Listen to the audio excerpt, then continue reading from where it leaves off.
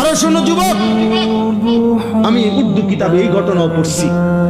আল্লাহর নবী সাল্লাল্লাহু আলাইহি সাল্লামের একজন সাহাবী ছিল হাবিব ইবনে যায়েদ। হাবিব ওনার নাম।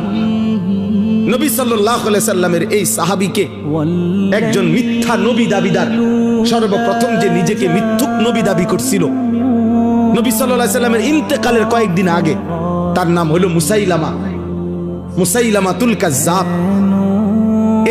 তখন নবীজি তখন জীবিত, একবারে লাস্ট টাইম।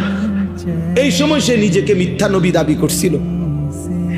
এই মিথ্যুকের অনুসারী যে কয়েকজন, তারা ঘটনাচক্রে এই রাসূলুল্লাহ সাল্লাল্লাহু আলাইহি সাল্লামের মাত্র 16 থেকে 17 বছর বয়সী হাবিব ইবনে যায়েদ এই সাহাবীকে বন্দী করছে, আটকাইয়া ফেলছিল।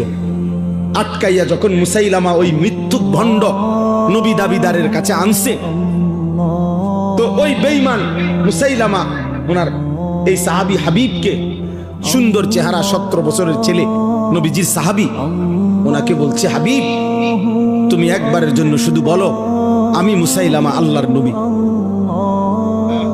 তখন হযরত হাবিব বলছে, আল্লাহর কসম, আশহাদু আন্না মুহাম্মাদান রাসূলুল্লাহ ওয়া আনতা কাদ্দাব, আমি সাক্ষ্য দিচ্ছি মুহাম্মদ সাল্লাল্লাহু আলাইহি সাল্লাম তিনিই আল্লাহর রাসূল আর তুই মিথ্যুক।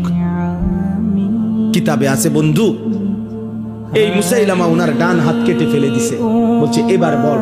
বলছে লা আনতা কাজ্জাব বাল মুহাম্মাদুর রাসূলুল্লাহ সাল্লাল্লাহু আলাইহি সাল্লাম। বাম হাত কেটে ফেলে দিছে, বলছে এবার বল। বলছে লা আনতা কাজ্জাব।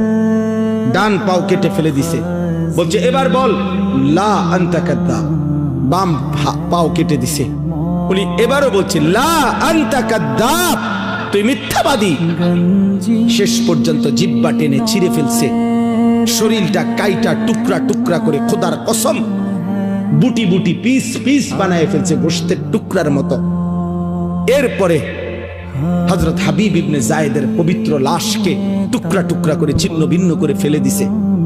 আমরা ওই কিতাবে পড়ছি, ওনার এই খবর মদিনায় আসছে যে ওনারে যে এইভাবে নির্মম ভাবে শহীদ করছে।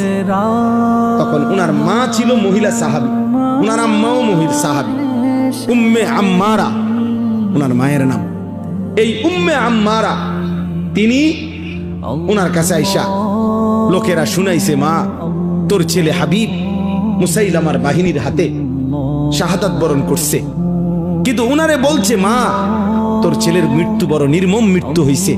মুসাইলামা একটা একটা করে অঙ্গ কাইটা কাইটা টুকরা টুকরা করে একেবারে পিস পিস বানায় ফেলছে, কিন্তু তোমার সন্তান একবারের